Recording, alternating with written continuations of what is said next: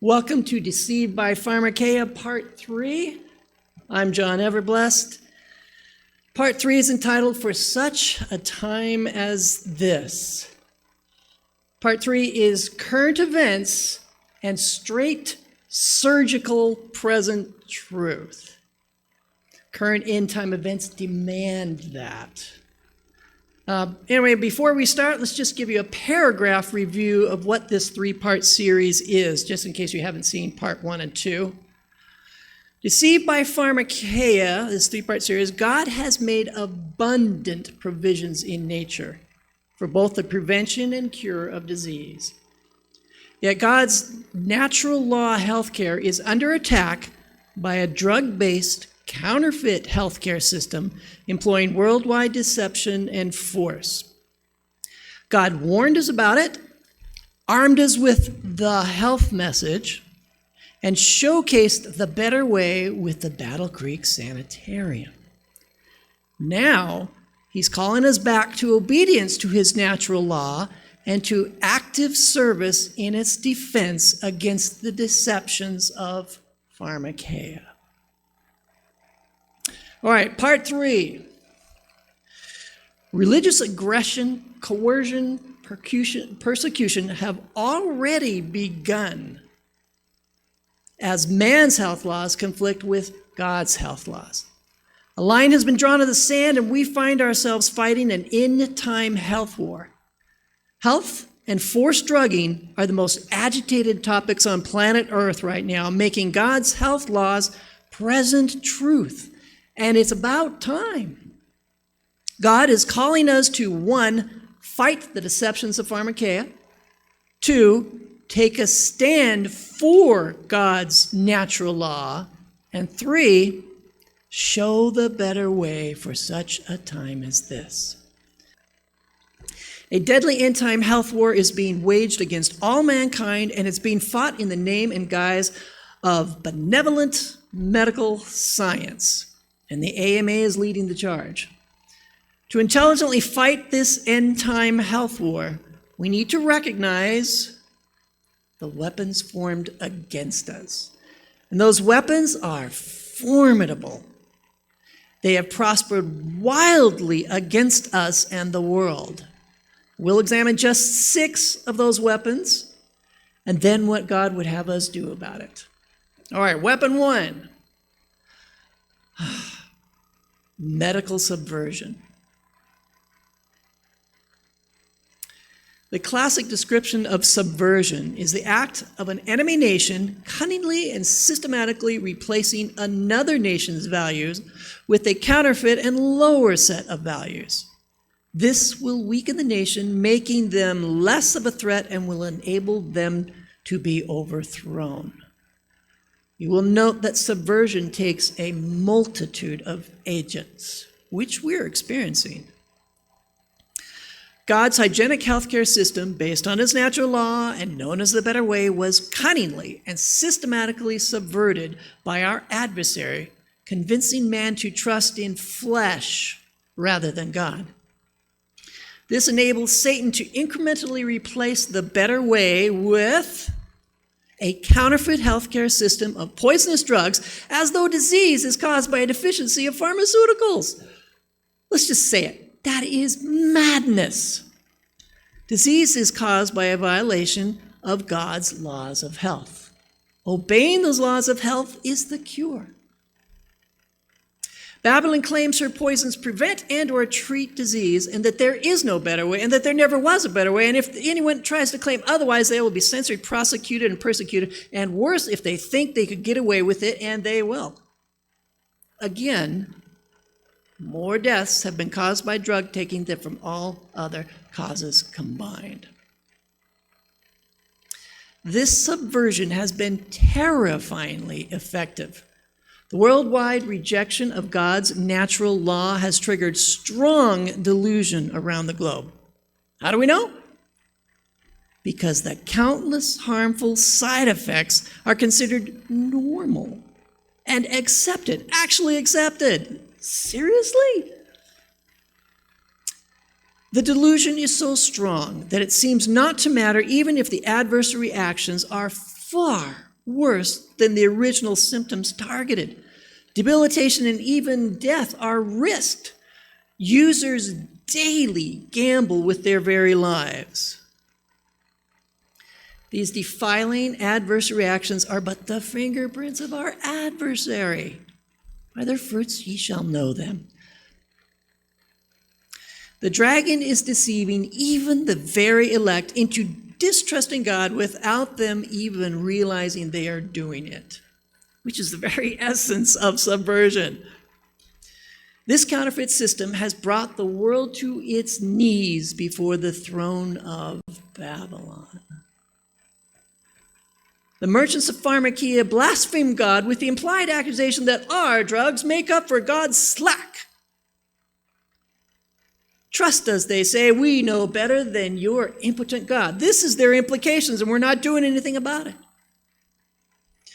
Thus saith the Lord, cursed be the man that trusteth in man, and maketh flesh his arm, and whose heart departeth from the Lord. Jeremiah 17:5.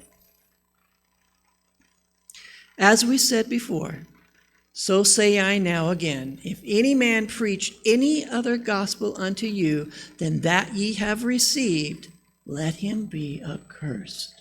Galatians 1:9. All right, we're leaving subversion, going to weapon 2, medical aggression. And yes, that is the Vatican. Papal Babylon's Pharmakeia system aggressively censors, defames, restricts, hobbles, and outlaws the practice of God's healthcare system on planet Earth. Anyone that dares challenge her claims. And that's done through the agencies such as the AMA and hospitals. There's so much more that can be said about this, but we just don't have the time or the space. So we're moving to weapon 3. Most of this you've experienced anyway. Medical propaganda. Anti-vaxxers are prolonging the pandemic. These are the sorts of graphics we see all over the place now. Even though God has warned over and over of the dangers of pharmakeia, the world is still hammered with the notion that it is the undrugged who are a danger to society, a threat to you and your children. The undefiled are associated with disease and death. Here's one, anti-vaxxers, a threat to your future. And this is just a tiny little sampling. There were so many to choose from. The informed are considered ignorant here. Those who, like Daniel, refuse to defile themselves with the king's meat and wine are the wolves in sheep's clothing coming for your little ones. The children who are yet unpoisoned are associated with disease and death. This is a quote, the only pandemic we have is among the unvaccinated, and that's, they are killing us. The President of the United States, Biden, was saying this, what I just read, in the context that Facebook wasn't doing enough to censor dissenting opinions. 18 million pieces of information censored, and they weren't doing enough? Who are the dissenters? The informed that do not give their consent. Then the President of the United States published the names of the 12 most active dissenters online. What did he just do? He was giving his viewers permission to deal with these 12 individuals and companies. And they did. And that's another whole story. 12 stories. This is chilling and exceedingly dangerous. A prophetic threshold has been crossed here when the President of the United States blatantly lies, denies freedom of speech through mass illegal censorship, incites hate and violence, yes, incites hate and violence, and begins to speak like a dragon to enforce Papal Babylon's Pharmakeia agenda. It is testing its powers with relentless, deadly propaganda. Deadly propaganda. The notion that those who refuse forced drugging cause disease and death is now the dominant narrative. This type of propaganda has been used historically with devastating success, and it started with the following philosophy. Does this sound familiar? Repeat a lie often enough, and it becomes truth. Here's a question. What infamous European man proved this philosophy to be true beyond a shadow of a doubt? Yeah, you're in the right ballpark there, yep. Joseph Goebbels, Minister for Public Enlightenment and Propaganda for Nazi Germany. Goebbels used this technique of oft-repeated lies to systematically murder 11 million Jews, not including the millions of soldiers and civilians who also died. He did just what the world is doing now. He associated the targeted innocent with disease and death. The picture you see here, this is a Nazi propaganda magazine all through the war. It's on display here. The title reads, "The Jews are our misfortune."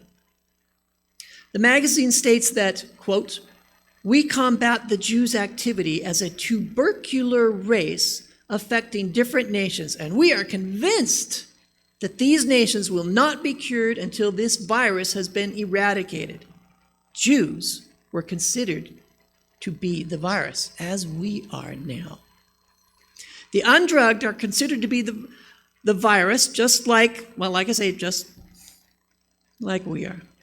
By the way, the proprietor of this magazine was hung at the Nuremberg trials for his relentless, murderous propaganda. And I believe this generation to be guilty of that same thing.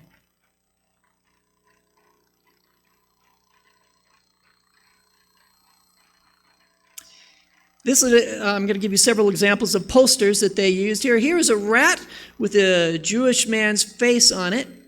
In English, it reads, "Rats, destroy them." Jews here are associated with disease, a scourge to humanity.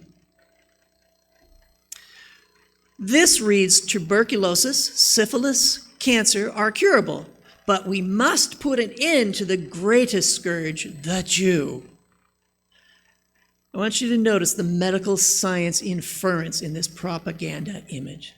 The doctor examining evidence under a microscope. Yes, Jews do indeed cause disease and death. Hitler's minions warred against the innocent in the name of medical science, and it's happening again. If we ignore the sins of our past, we are condemned to repeat them. Be sober, be vigilant, because your adversary, the devil, as a roaring lion, walketh about seeking whom he may devour. All right, leaving propaganda, going to weapon 4, medical coercion.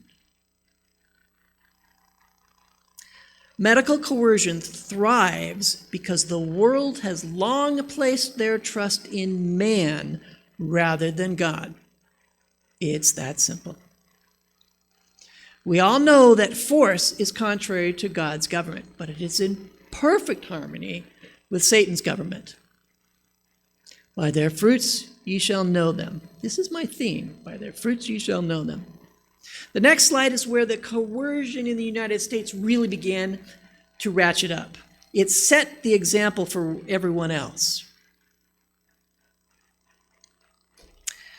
There are certain words I can't say for fear of being censored and taken off YouTube. So, with that said, New York City requires proof of drugging for indoor activities, the first in the nation.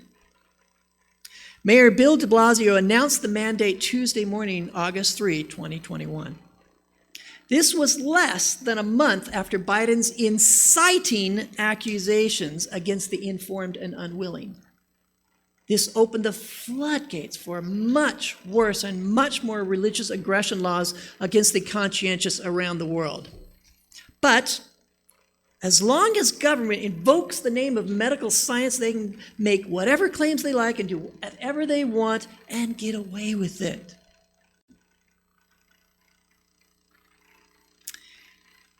Mayer continues here. If you want to participate in our society, you've got to get drugged. We think it is so important to make clear that if you are unpoisoned, you get to benefit in all sorts of ways. You get to live a better life. Besides your health in general, you get to participate in many, many things. But if you're undrugged, there are going to be fewer and fewer things you are able to do. If this sounds kind of vaguely familiar, because it is. It's because this tactic was taken from the pages of Mein Kampf. Mein Kampf! This is what Hitler did to his own citizens to get them to join the Nazi Party. Instead of pushing drugs, it was membership. And membership had its privileges. Germans who refused to join were marked and targeted. Isaiah 10:1. Woe unto them that decree unrighteous decrees, and that write grievousness which they have prescribed. Interesting language, don't you think? Man's coercive health laws are now in direct conflict with God's health laws. God's health laws prohibit us from defiling ourselves with anything unclean. Man's health laws insist that we defile ourselves with the unclean by injecting it directly into our bodies. It's the line in the sand. Who drew the line? I think that line is used both sides use that line. Yet both the ingredients and the side effects of Pharmakeia testify to their unclean and defiling nature, revealing their counterfeit status. By their fruits ye shall know them. So, if the enemy of our souls was to choose just one kind of drug out of all the thousands of drugs available to force upon humanity, which would he choose? The least harmful or the most harmful drug? Health is the entering wedge for both sides of this great controversy. One to heal, the other to kill. Coercion. Medical coercion has quickened the pace of the steady tread of events, proving that the last movements will and are rapid ones. Coercion is forcing a stand on one side or the other, yet it's a test of loyalty for both sides. Well, let's explain that. Before it can become an absolute test of loyalty for us and decide our fate, God must first, in mercy, allow the forced drugging to come to a crisis that Babylon's Pharmakeia might more fully reveal to the world its true nature and intent. These new forced drugs have caused an unprecedented flood of debilitating adverse reactions and skyrocketing death rates. Yet this information is frantically, systematically, and illegally censored and entirely ignored, as is natural immunity, natural law, reason, logic, refuting science, the collapse of society and economies, ruined lives, lost liberties, and the inability to buy and sell. All this, and even the evidence of its own massive failure, just seem to goad the merchants of Pharmakeia into enacting even stricter laws to force her sorceries with ever-increasing satanic zeal. The merchants of sorcery have revealed to the world their nefarious intentions, while absurdly claiming to be saving us. We are to know them by their fruits, not by their claims. That's the point, not by their claims. They claim that if we would just comply, that we will be set free from suffering and death. Yet God tells us that more deaths have been caused by drug taking than from all other causes combined. So who are we going to choose to believe? Man has made this sort of claim before. If we comply, we will be set free from suffering and death. Where have we heard this? Folks, where have we heard this? Yeah, that's right. This is the gate of Auschwitz concentration camp. That motto on the gate was installed on most gates of Nazi concentration camps. It means work sets you free. What they meant was forced work will set you free. Yet Nazis had no intentions of releasing the Jews. It was a ruse. Jews were worked to death, starved to death, frozen to death, and ultimately poisoned to death. Just like the merchants of Pharmakeia claim that forced drugging sets us free from disease, when ultimately it poisons us to death. Because God has told us this. Ellen White has told us this. Your own eyes have seen this. God has thoroughly warned us about Pharmakeia's true nature. He has strewn evidence all across our paths. So if we get ensnared by sorcery, God is not to blame. I believe that this unveiling of sorcery to be God's last attempt to awaken his people as from a dream, that they might once and for all flee the drug-dealing business altogether. Adventist hospitals have been merchants of sorcery since 1912, and God is calling us back to natural law health reform before our candlestick is forever removed. In these final testing hours, those who ratchet up their defiance of God by publicly supporting forced sorcery and thus persecution may very well cross that line that dare not be crossed. You will remember that we are told that refusal to separate from Babylon will make us partakers of her sin and subject to her plagues. This is our testing time, folks. That being said, the image to the beast is already speaking like a dragon to enforce the papal agenda of forced sorcery. Sadly, on October 25, 2021, Adventist leadership gave it their official endorsement when they published publicly their document supporting forced sorcery by the image to the beast. To be clear, to support forced sorcery is to support persecution.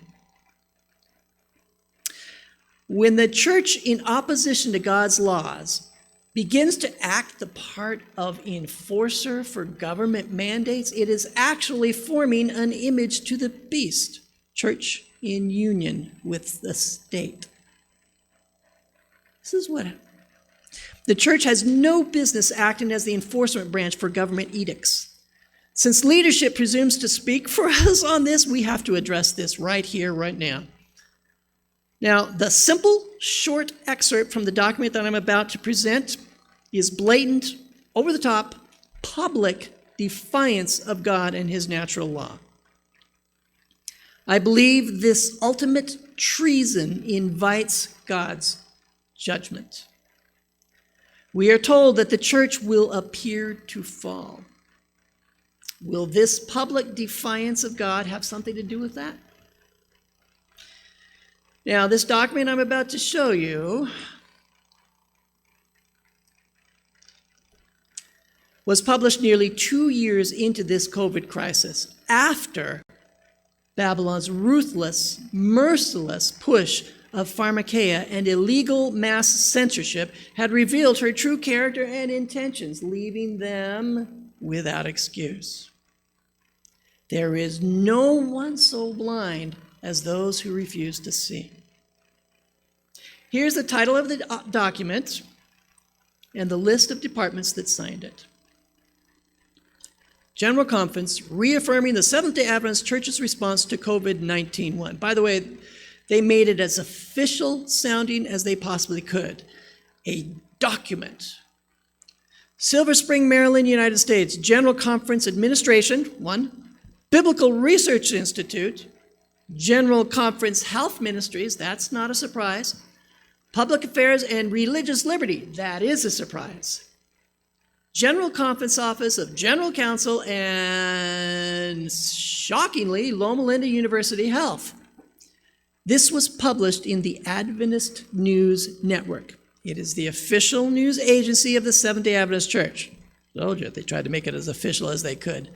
Now keep in mind that the document the following excerpt is taken from was written in the context of setting straight those poor, self-deceived Adventist members who object to forced drugging and who ignorantly believed it's a religious liberty issue.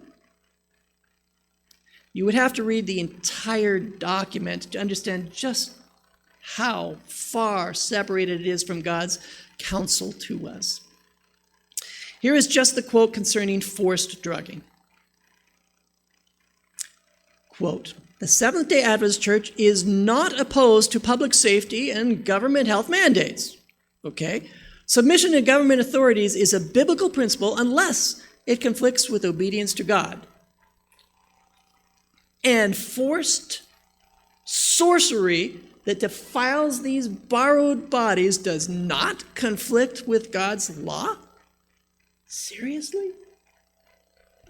Strong delusion, folks, does not exempt us from God's judgment. Isaiah 3:12. "O my people, they which lead thee cause thee to err, and destroy the ways of thy paths." Jeremiah 6:16.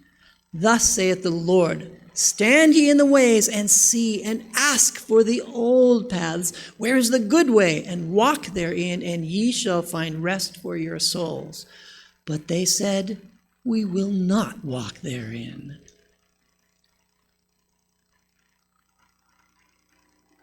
We're not stiff-necked people, not at all. In many cases, the Seventh-day Adventist Church has supported government mandates in support of health and safety issues. How is that a proud resume item if those mandates are in conflict with God's mandates? If we are not on a government watch list by now, we should be ashamed of ourselves. Instead of Adventists converting the world to God's natural health law, the world has converted Adventists to the dragon's unnatural health laws.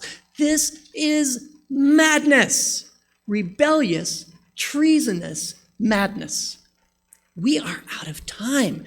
We do not enter the kingdom of heaven in a state of rebellious disobedience.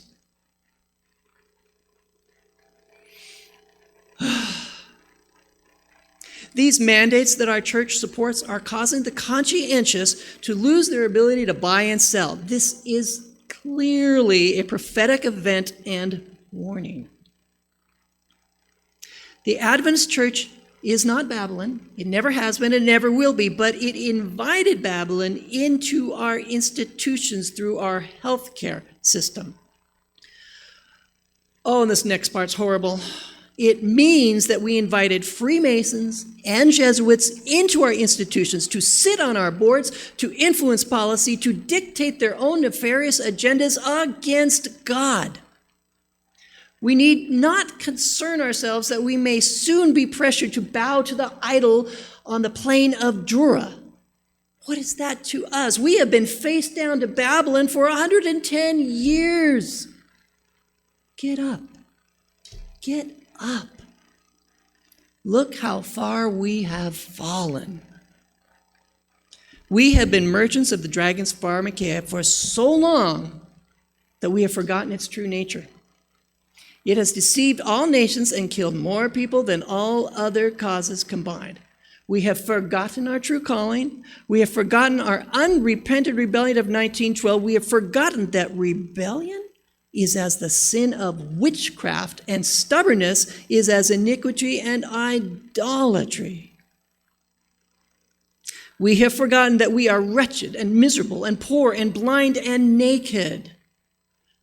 Revelation 2:5 says, "Remember, therefore, from whence thou art fallen, and repent, and do the first works, or else I will come unto thee quickly, and will remove thy candlestick out of his place, except thou repent."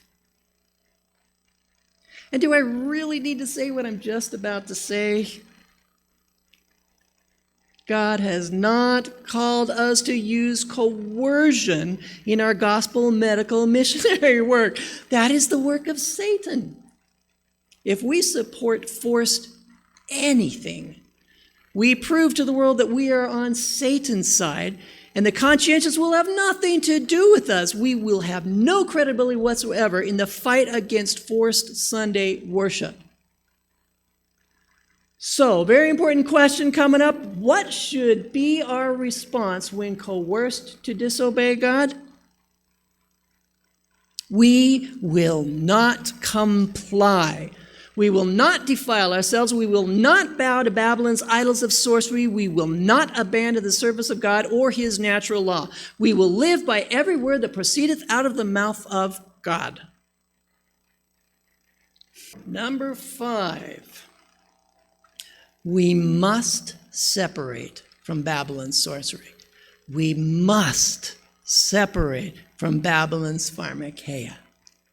From here on out, true gospel medical missionary work will be a grassroots movement of the conscientious remnant. It will be God's methods alone, hygienic, natural law. No sorcery, no adverse reactions, no rebellion, no compromise, no coercion. We will be repairers of the breach, so help us God. Moving on to medical persecution. It is always the unrighteous who persecute the righteous. There is no exception to this rule.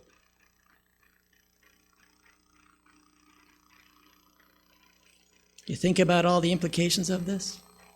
Yeah. Me too. Those refusing medical defilement are demonized, feared, hated, marked, denied access to health care, surgery, education, jobs, travel, public venues, restaurants, etc. The undrugged are systematically losing their ability to buy or sell.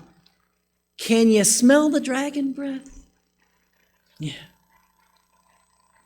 In some places like France and the Philippines, huge fines and prison for showing up in public undrugged, and for merchants who allow them in. Austria and Germany have locked down the undrugged. Events in Australia are terrifying. Germany and Austria did not learn their lessons. It's clear that the United States is not the only country speaking like a dragon. We have been raised all of our lives with the mindset that our testing time and persecution is in the far future. It will take determined effort to replace that embedded idea with the new reality that our testing time has arrived. And it started way back here, and we're just now beginning to catch on. We don't have much time. We knew that religious persecution was coming. We just didn't realize it was to start with man's health laws. Forced drugging laws are setting up the very network needed to enforce Sunday laws. This is the entering wedge we're in.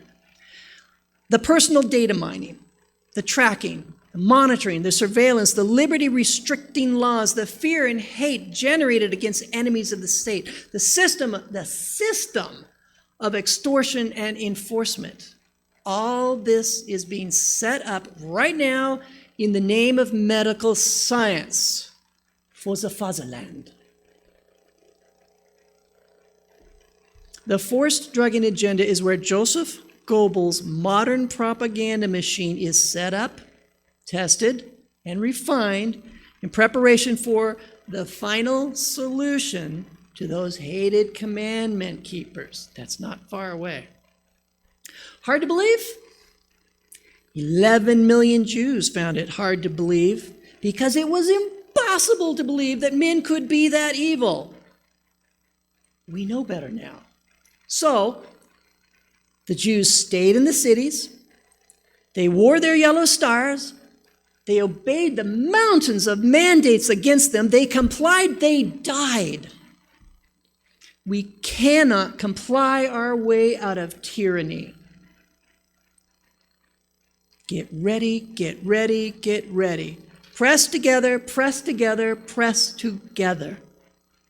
The stand against the Sunday law has already begun.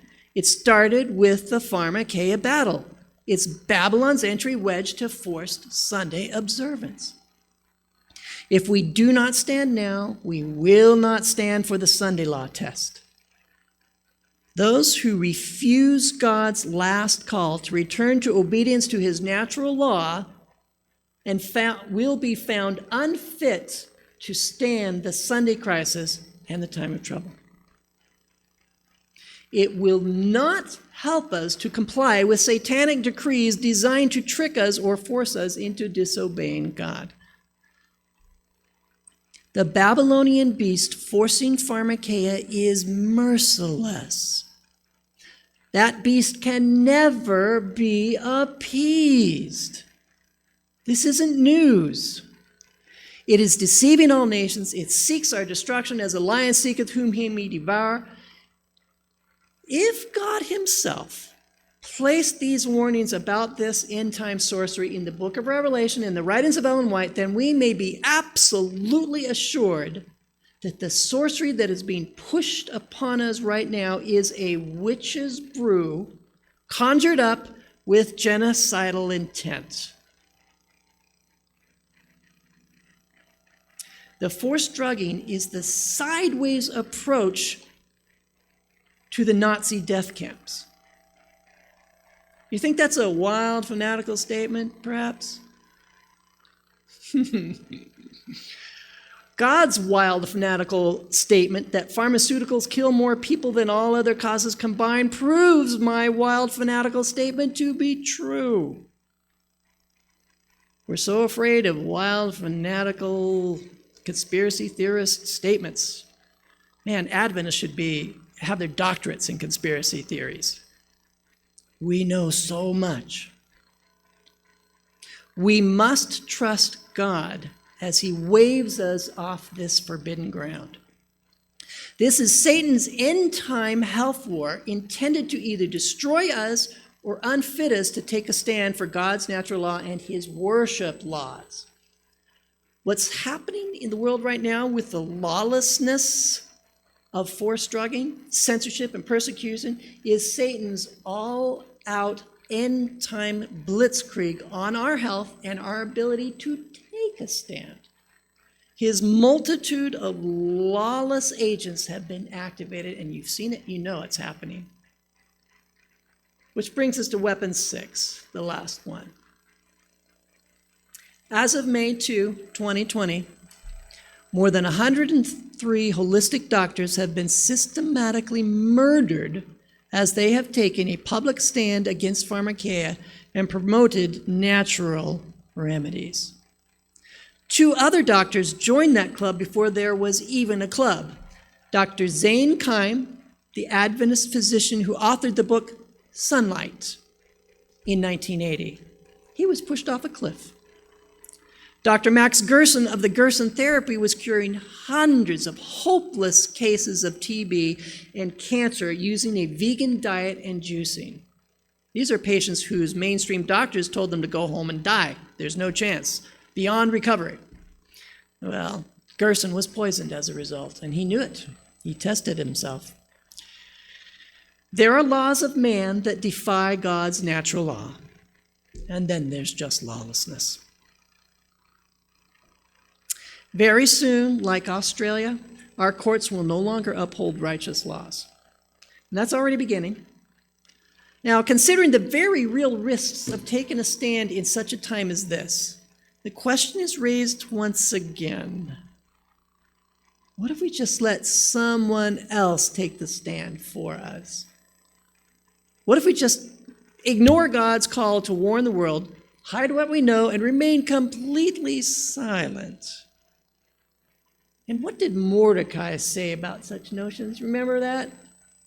And Mordecai told them to answer Esther, do not think in your heart that you will escape in the king's palace any more than all the other Jews. For if you remain completely silent at this time, relief and deliverance will arise for the Jews from another place, but you and your father's house will perish. By the way, Mordecai was part of her father's house. Yet who knows whether you have come to the kingdom for such a time as this? Esther had to risk death to intervene for herself and her people when her God-appointed time had come. Don't you think this might be our God-appointed time?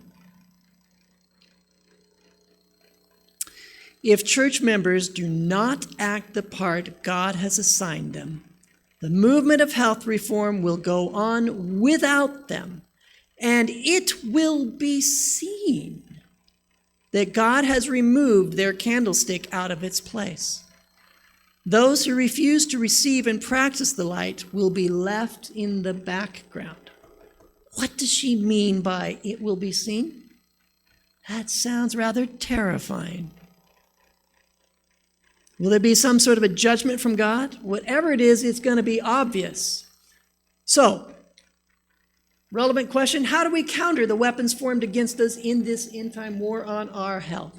How do we prove our loyalty to God and move forward amidst the fiercest of opposition in this end-time health war? 1, we repent of our treasonous rebellion. That's not something anyone wants to do. Number 2, we separate from Babylon's counterfeit healthcare system. Number 3, we return to God's natural law health reform. Number 4, we weaponize our health message. How do we weaponize our health message? Number 1, we go on the offensive. We are in a deadly end-time health war, and no war was ever won by playing defense or by pretending that we are not at war. We will need to become Davids against the Goliaths that defy the armies of the living God. Number 2, we bind our health message to the gospel. Whenever we preach the gospel, we preach the health message. Whenever we preach the health message, we preach the gospel. This is critical. It's foundational. It's gospel, medical, missionary ministry 101. It's our calling. It's always been our calling. God's not going to say, no, you don't have to do that anymore. Christ's methods alone will give true success in reaching the people. Gospel Workers 3:63. Number 3, we live it.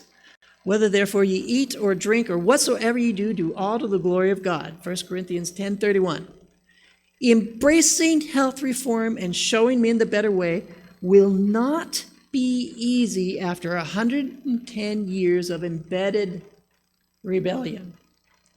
Ellen White says, the work which the church has failed to do in a time of peace and prosperity, she will have to do, we can't get out of it, have to do in a terrible crisis under most discouraging, forbidding circumstances. The warnings, listen to this, the warnings that our worldly conformity has silenced or withheld must be given under the fiercest opposition from enemies of the faith. Gotta repeat that. The warnings that our worldly conformity has silenced or withheld, yes, we've done both, must be given under the fiercest opposition from enemies of the faith. Obviously, we're already seeing that opposition. And not just from the world. Oh, no. Number 4, we teach it. We're told continual reform must be kept before the people, and your example should enforce your teachings. Councils on Health 385. Reform, continual reform, must be kept before the people. We make ourselves known once again for our advanced principles of health reform. The health reform is one branch of the great work which is to fit a people for the coming of the Lord.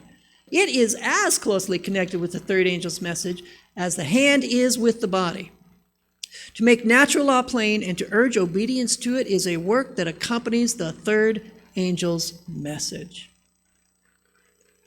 God's blessing, I love this one. God's blessing will rest upon every effort made to awaken an interest in health reform, for it is needed everywhere. That is a wonderful promise. Number 5, we use it in service. I wish to tell you that soon there will be no work done in ministerial lines but medical missionary works. You know, she's describing an underground church, right? No 501c3 required, no AMA control.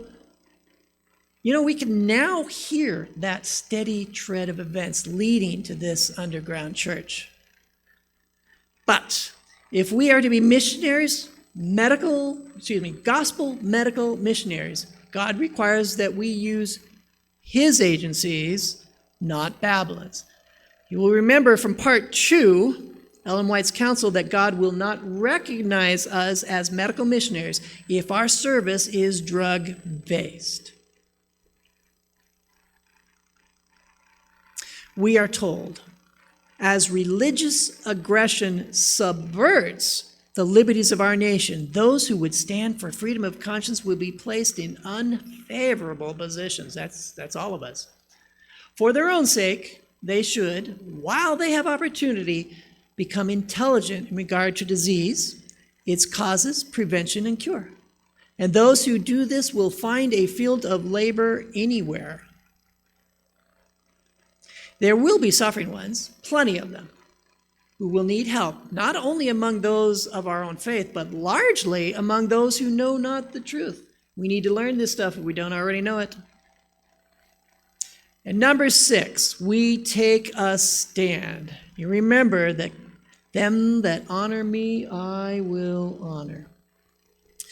Whether we win the battle or not is not actually the point. Taking a stand for God, regardless of the results, is the point. So how was it that the weapons formed against Daniel and his friends did not prosper? The weapons did not prosper because those men were obedient unto death, to all of God's commands, great or small. They took a stand for God. This is now our necessity as well. Daniel 1, and the king appointed them a daily provision of the king's meat and of the wine which he drank, so nourishing them 3 years, that at the end thereof they might stand before the king. But Daniel purposed in his heart that he would not defile himself. Has to start there. A choice. He would not defile himself with the portion of the king's meat, nor with the wine which he drank. Therefore he requested of the prince of the eunuchs that he might not defile himself. That's a whole lot bigger thing than we've thought, I think. It would be short-sighted to think that their stand was just about health. It was a test of loyalty and obedience to God. It was an opportunity for God to show himself strong to the nations. It was an opportunity for God to honor them. And it was a necessary trial that would strengthen them for the greater test of worship and the fiery furnace. If they didn't pass the test of God's natural law, they would be unable to pass the worship test on the plain of Dura. Therefore, it was never an option for these boys to defile themselves as long as they detoxified later. So we may take courage in the fact that each time Daniel and his friends took a firm public stand for God's laws in opposition to a government mandate, God honored them magnificently. The next 3 slides begin to show the prophetic layers of meaning in the stories of Daniel and his 3 friends. And they are applicable to us right now. Health laws and worship laws. The first end-time test of loyalty was the test of health or defilement, to be defiled or not. Second, more severe end-time test of loyalty, must worship the false. Their very first test when in Babylonian captivity was the test of obedience to God's natural law, health laws. Are we not now also in Babylonian captivity? Forced Babylonian sorceries, lockdowns. We are subject to her Babylonian health laws and persecuted by her if we resist. Our first test in this prophetic Babylonian captivity is also the test of obedience to God's natural law. Giving in is the worst thing we could possibly do. We must stand our ground. Just like the 3 worthies, our second test will also be the test of obedience to God's worship laws. And this happens while in Babylonian captivity. The same regime as well. The first trial prepares us for the second trial. We do not get to decide when we take this test. It's happening now.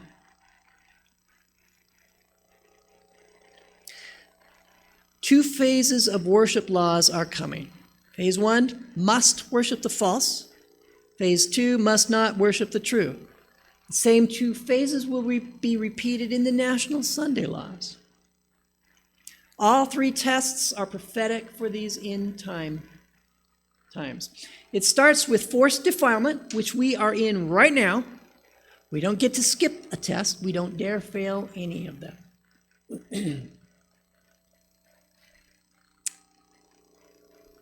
This is a quote from Ellen White, Last Day Events 146. In cases where we are brought before the courts, we are to give up our rights, unless it brings us in collision with God. It is not our rights we are pleading for, but God's right to our service. This is foundational. This is pivotal. It changes everything. It changes our perspective. It's completely different from what we thought. If we believe that the issue of forced drugging begins and ends with our rights to freedom of choice, then we miss the whole point of this crisis in God's eyes. It's our end-time test. This is God sifting the church. The real issue is not about our rights at all, but God's right to our obedience and service to his natural law and his moral law. This is what this end-time war is really about. We have missed the mark by focusing on our rights. As important as those are, they have become a misdirect. And that's not the only misdirect. If we base our stand against forced drugging on man's science rather than God's right to our obedience and service, we give God no reason to honor us. Taking a stand in a crisis is the very thing that attracts the attention of the world to God's natural law. This is God's time to shine through his obedient servants. Here's what Ellen White had to say about the opportunity of crisis. This is also pivotal. God designs the great subject of health reform shall be agitated, and the public mind deeply stirred to investigate. What? Could a Bible-based resistance to that forced drugging crisis be the very thing that deeply stirs the public mind to investigate God's health reform? A Bible-based resistance, not a science-based resistance, not our rights-based resistance, a Bible-based resistance. This is actually our magnificent opportunity.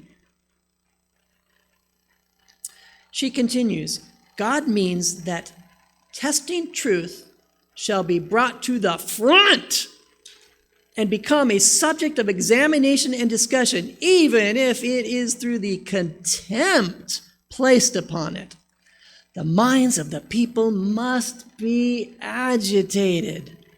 Every controversy, every reproach, every slander will be God's means of provoking inquiry and awakening minds that otherwise would slumber. Agitated, provoking. This is our job. So is this agitation something that God brings about or something that we are supposed to bring about?